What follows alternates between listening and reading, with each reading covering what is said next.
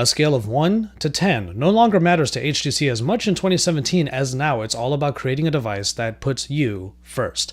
It's JV Tech T, what's going on everybody, and this is your first look at the HTC U Ultra and the U Play.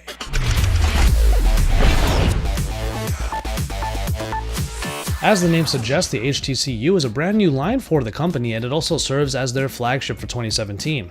However, at the meeting at CES 2017, we were not really able to get any videos of the phones, we only got still images. So I'm going to talk through what really makes these phones tick and then give you a snapshot, quite literally, of what they're like. What you're seeing here is a quick shot between the U Ultra and the U Play. Now you can see that both of them have a quite radical change in design when compared to the HTC 10. The U Play is more akin to the HTC 10 in terms of size, as it has a 5.2-inch Full HD display.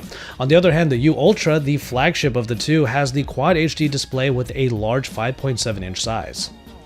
HTC really went beyond the metal construction that we might all be used to from them and went for a completely different way in their liquid surface design. Essentially, it's a somewhat translucent but highly reflective piece of glass that reflects just about anything that comes in front of it. It makes for a very unique looking device that changes with its environment, and it was also a little bit tough to photograph. As you can see here, you can see me in the reflection more often than not when I'm trying to get these shots.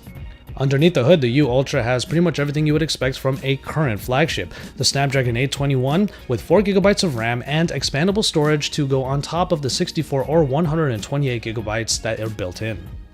The cameras are a big deal here, as HTC is really putting the best that they can possibly put on both sides of the camera. The main camera on the U Ultra is a 12-megapixel Ultra Pixel 2 camera with 1.55 micron pixels. Now, of course, those larger pixels will mean that you can get better low light. However, it comes with phase detection autofocus this time around, which is a feature that was missing in the HTC 10 alongside the laser autofocus. Where there are some changes, however, are in the front camera, 16 megapixels with an ultra pixel mode. Essentially, what will happen is that the pixels will band together, and instead of a 16 megapixel shot, you'll get a 4 ultra pixel shot, which will help with low light as well. Boom sound is still available on these as far as the built-in speakers go, but as you're going to see in these pictures, neither of these phones has a headphone jack. And a 3000 milliamp hour battery powers everything, hopefully to bring good longevity, even though it can be charged using QC3.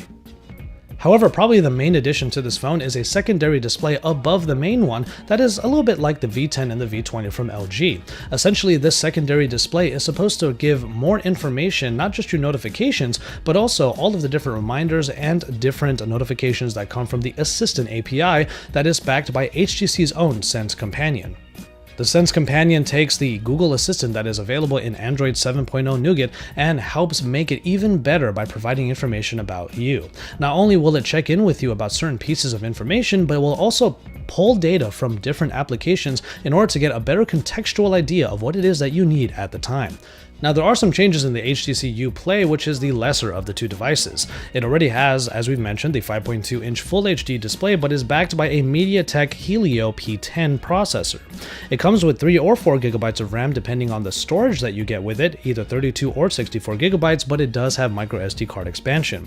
Its cameras are also a little bit different as well. Both of the cameras are 16 megapixels, but the front-facing camera does still have that ultra pixel mode.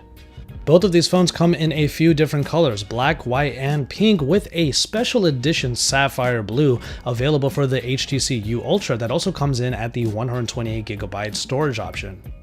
Now, while the HTC U Play will be made available in select global markets, the HTC U Ultra is available now for pre-order starting today.